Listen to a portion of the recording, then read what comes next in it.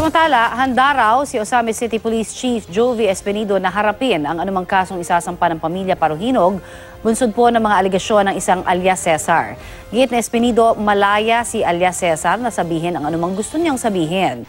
May ulat on the spot si Cedric Castillo. Cedric? Yes, Connie, ipinauubaya na raw ni Osamis City Police Chief Jovi Espinido sa korte ang paghimay sa detalye bago at matapos ang madugong operasyon kung saan napatay ang ilang miyembro ng Paruhinog family.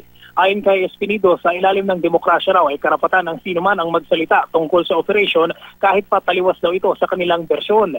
Sinabi ito ng hepe ng Osamis City Police kasunod ng exclusive interview ng GMA News kay alias Cesar na survivor di umano sa madugong raid.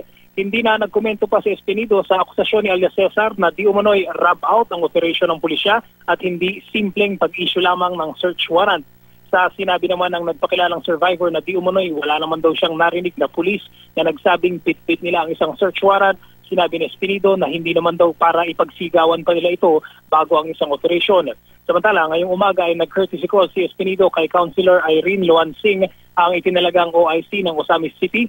Closed door ang meeting at hindi muna nagbigay ng detalye si Espinido tungkol sa napag-usapan nila. Kasunod nito ay bumisita rin si Espinido sa ilan pang opisina ng City Hall, kabilang na ang tanggapan na katabi mismo ng opisina ng napatay na alkalde. Business as usual ang City Hall, tumangging magbigay ng komento ang mga empleyado na nakausap ng GMA News, tuloy lang daw sila sa kanilang mga trabaho sa kabila ng nangyari sa kanilang lugar. Samantala, narito ang bahagi ng pahayag kay Chief Espinido tungkol sa mga aligasyon ng ni alias Cesar. Bersyon nila yan. So, siguro, pakinggan lang pagkatapos doon na tayo sa documentation. Demokrasya tayo.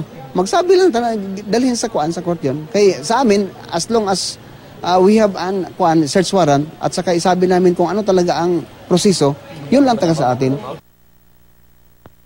Nilinaw din ni Espinido na walang manhunt operations na ikinasa para sa iba pang miyembro ng pamilya Paruhinog na hindi pa nagpapakita sa publiko. Ayon kay Espinido, wala naman daw arrest warrant kaya hindi tinutugis ang mga kapatid ng napatay na si Mayor Reynaldo Paruhinog.